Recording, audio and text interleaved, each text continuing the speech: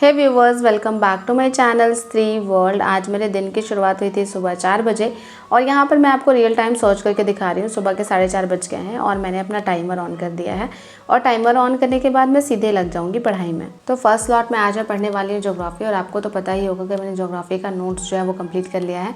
तो अब जो नोट्स हैं उनको बनाने से सिर्फ थोड़ी होगा, उन्हें लर्न भी करना पड़ेगा। तो बस उन्हीं नोट्स को मैं लर्न कर रही हूँ और आपको मेरा फेस देखकर पता चल रहा होगा कि मैं बहुत ज़्यादा लेज़ी फील कर रही हूँ।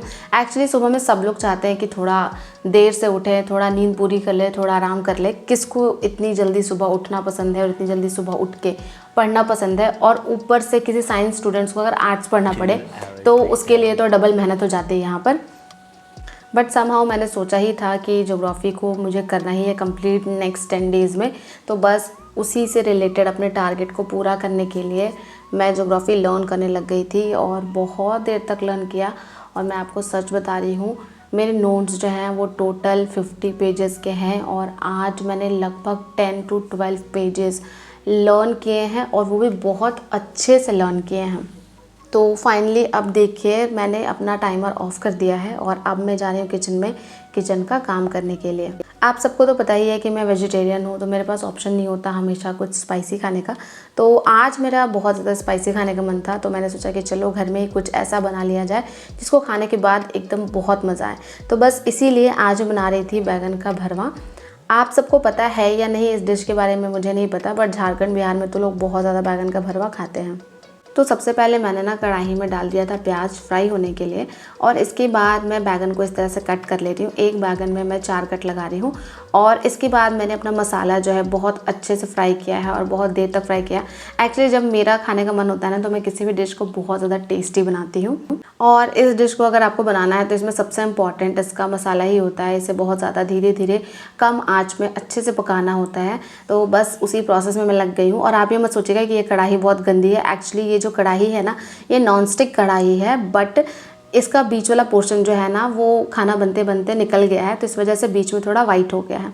तो बस अब मसाले में मैंने ऐड किया है टोमेटोज़ और टमाटर डालने के बाद ना मेरा एक ट्रिक है कि मैं उसके ऊपर थोड़ा सा नमक डाल देती हूँ और उसको इस तरह से मसाले से कवर कर देती हूँ। तो इससे क्या होता है ना कि टमाटर बहुत जल्दी आसानी से गल जाता है।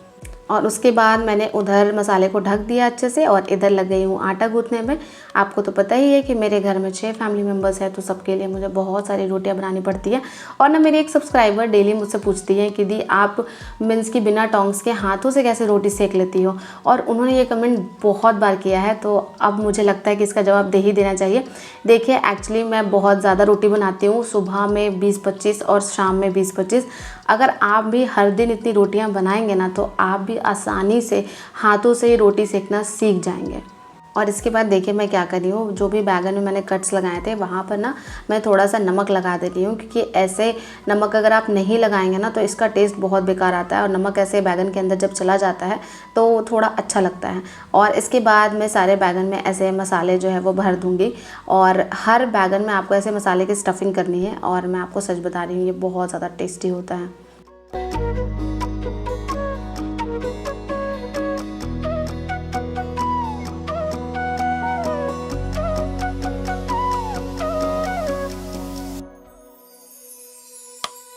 और स्टफिंग करने के बाद ना मैं बैगन को ऐसे धागे से बांध दे रही हूँ।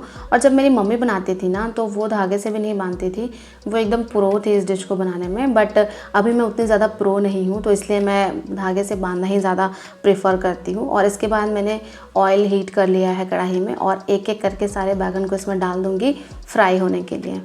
रोज़ तो मैं आपसे ऐसे ही नॉर्मल बात करती हूँ, बट मैंने सोचा कि चलो आज थोड़ा आपसे कोई रेसिपी ही शेयर कर ली जाए, थोड़ा इनफॉर्मल बात कर लिया जाए, क्योंकि हमेशा फॉर्मल बात ना अच्छा नहीं लगता उतना। तो और ना मेरे कुछ सब्सक्राइबर्स भी हैं जो मैं कुछ बनाती हूँ तो वो कमेंट करके पूछती है कि दी आज आपने क्या बनाया, उसकी रेसिपी बताइए। इसलिए मैं आपसे ये रेसिपी शेयर कर रही हूँ। और ये देखिए, मैंने जो मसाले फ्राई किए थे ना उसे एक छोटी सी कटोरी में निकाल लिया है और उसी कढ़ाई में बैगन फ्राई कर रही हूँ। अब जब बैगन अच्छे से एकदम फ्राई हो जाएगा, आपको बैगन को गोल्डन ब्राउन होने तक फ्राई करना है। और जब बैगन अच्छे से फ्राई हो जाता है ना तो फिर हम उसे कढ़ाई से निकाल लेते हैं। और कढ़ाई से निकालने के बाद फिर आगे का जो भी करना है, मसाला डाल के फ्राई करना है, वो करते हैं। साथ साथ में मैं रोटी भी बना रही थी और बीच बीच में ऐसे बैगन को पलट भी दे रही थी।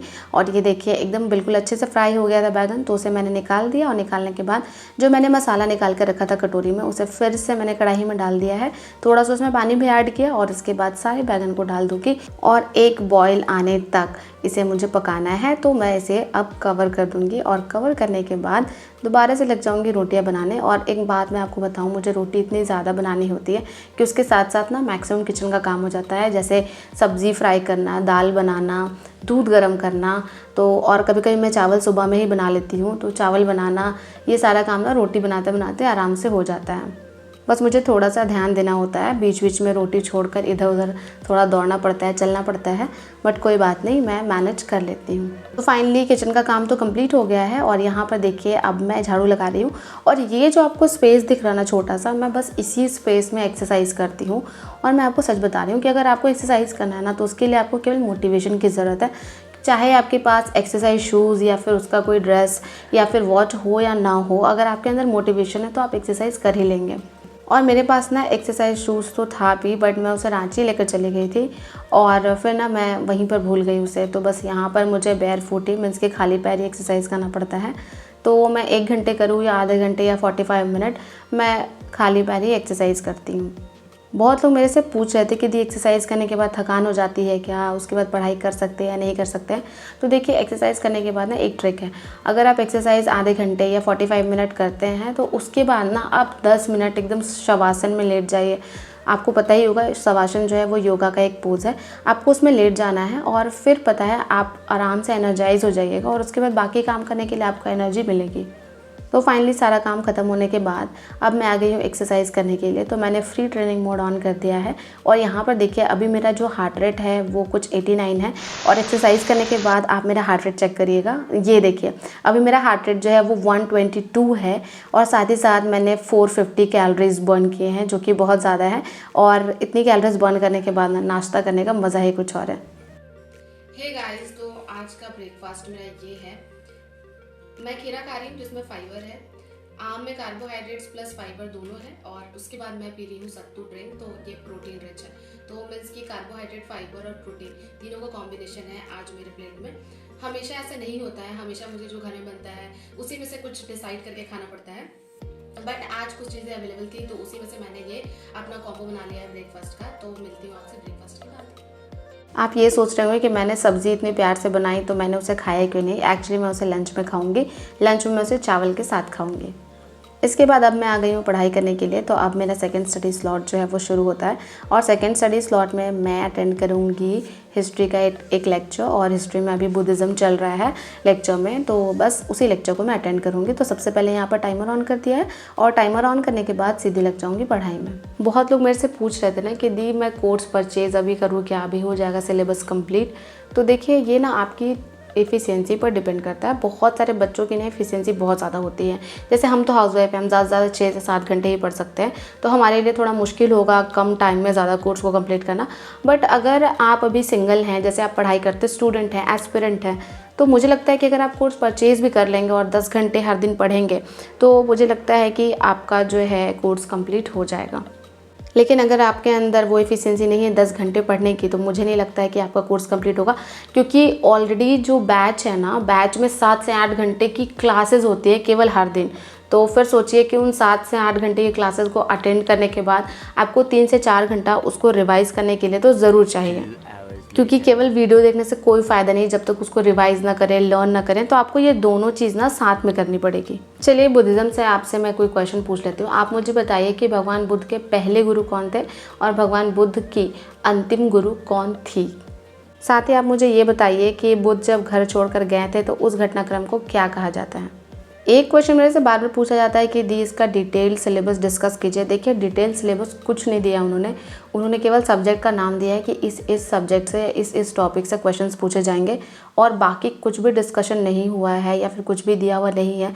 इसलिए मुझे भी आइडिया नहीं है कि क्या क्या आएगा, बट हाँ मैं इतना जानती हूँ कि मुझे SCERT की बुक फॉलो करनी है। हे व्यूअर्स, फाइनली मेरा सेकेंड स्टडी स्लॉट जो है वो कंप्लीट हो गया है और सेकेंड स्टडी स्लॉट में मैं हिस्ट्री पढ़ रही थी और हिस्ट्री में आज मैंने बौद्ध धर्म से रिलेटेड एक और क्लास अटेंड किया और कल जो सर ने पढ़ाया था और जो आज पढ़ाया था उन सभी को मैंने लर्न भी कर लिया है।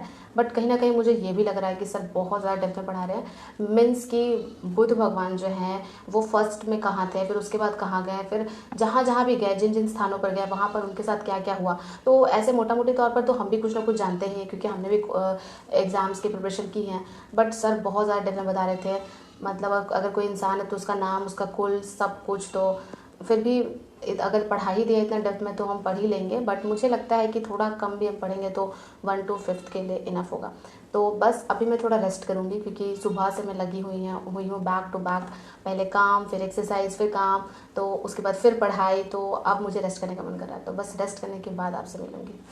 आप सब सोचते होंगे ना कि जब मैं रेस्ट करती हूँ तो क्या करती हूँ। तो देखिए मैं ये करती हूँ।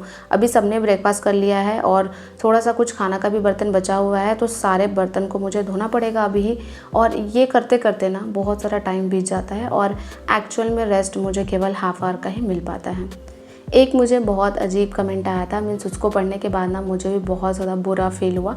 मेरे सब्सक्राइबर ने कुछ ऐसे लिखा था कि दी एसडीएम ज्योति मौर्य की वजह से उनके हस्बैंड ने उनके कॉपी बुक्स को कबाड़ में बेच दिया है और उन्हें पढ़ने से मना कर दिया है। एक्चुअली ये जो एसडीएम ज्योति मौर्य हैं, इनकी कहानी कुछ इस तरह से है कि ये एसडीएम बन गई और उसके बाद इन्होंने अपने हस्बैंड को धोखा दे दिया। तो उस वजह से सबको ये लगता है कि उन्होंने समाज में गलत एग्जाम्पल सेट किया है। तो ठीक है, ये सही है या गलत, ये तो बात की बात है। बट हाँ, मैं ये ज़रूर कहना चाहूँगी कि ऐसे बहुत सारे लड़के होते हैं जो कि जॉब के बाद अपनी वाइफ को धोखा देते हैं, या फिर अपने बूढ़े माँ बाप को घर से निकाल देते हैं, या फिर कुछ और तरह का करते हैं। तो सोसाइटी उसे आराम से एक्सेप्ट कर लेती है। हाँ, उस लड़के को बुरा भला लोग कहते हैं, बट इतना तो नहीं करते कि किसी एक लड़के ने अगर किसी समाज में ऐसा किया है तो उस समाज के सारे लड़कों का पढ़ना लिखना बंद कर दिया जाए। ऐसा तो नहीं होता है। बट हाँ, अगर कोई लड़की करती है तो उसे हम बहुत ज़्यादा सीरियसली लेते हैं और उसे एक रीज़न मानने लगते हैं कि ये रीज़न बता के हम अपने घर की लड़कियों को कंट्रोल कर सकते हैं। और रही एसडीएम ज्योति मौर्य की बात, तो उन दोनों में कौन सही है, कौन गलत है, कौन सच बोल रहा है, कौन झूठ बोल रहा है, ये मीडिया वाले तय करने वाले कोई नहीं होते हैं। जो कोर्ट जजमेंट देगा उसे हम सही मानते हैं और हमें ना अपने जो हमारे इंडिया का जो कोर्ट है, जस्टिस है, उस पर हमें भरोसा भी करना चाहिए। और देखिए, जो मीडिया वाले ऐसे इंटरव्यू लेते हैं ना, वो सिर्फ टीआरपी के लिए लेते हैं। मुझे तो ऐसा लगता है कि बहुत सारे ऐसे मीडिया पर्सन भी होंगे जिन्होंने ऐसा किया होगा कि जॉब करने के बाद या कुछ ऊंची पोजीशन पर पहुंचने के बाद अपने हस्बैंड या अपनी वाइफ को धोखा दिया होगा। तो प्लीज़ इन सब चीज़ों को ज़्यादा सीरियसली मत लीजिए। ये एक समाज की बात है और समाज में ऐसी चीज़ें होती रहती हैं। हाँ, हम इन चीज़ों से सीख सकते हैं, कोई लेसन सीख सकते हैं कि हाँ, हमारी लाइफ में अगर कुछ ऐसा हो तो हम सिचुएशन को कैसे हैंडल करेंगे। बट इसके बेसिस पर हम और दूसरी लड़कियों को तंग नहीं कर सकते, या ये नहीं कह सकते कि उसने ऐसा किया तो तुम भी ऐसा करोगी। सच में ज्योति मौर्य का और मुझे लगता है कि मेरे जो सब्सक्राइबर जिन्होंने ऐसा कमेंट किया था उनका कोई दूर दूर तक रिलेशन नहीं है। तो अगर उनकी वजह से इनकी लाइफ पर कुछ इफेक्ट पड़ रहा है तो मुझे तो लगता है कि ये बिल्कुल ही बेकार है। ऐसे में घर वाले की समझ थोड़ी ऊपर होनी चाहिए, उनको थोड़ा समझदार बनना चाहिए। I think so. शाम को थोड़ी देर वॉक करने के बाद मैं गई थी किचन में काम करने के लिए। और मैं ना शाम में हर दिन हाफ आवर का वॉक तो ज़रूर करती हूँ, क्योंकि अभी मैं अपनी वेट लॉस जर्नी पर हूँ। और आज रात में मैं बना रही थी सोया कीमा और ये भी बहुत ज़्यादा टेस्टी लग रहा था खाने में। तो बस आज की वीडियो में इतना ही। अगर आपको मेरी ये वीडियो अच्छी लगी हो तो लाइक कर दीजिए, चैनल पर नए हैं तो चैनल को सब्सक्राइब कर दीजिए। इसी तरह की वीडियोज़ के साथ आपसे मिलती रहूँगी, आपकी लाइफ में पॉजिटिविटी ऐड करती रहूँगी। मिलते हैं नेक्स्ट वीडियो में, तब तक के लिए अपना ध्यान रखिएगा। Bye bye and take care.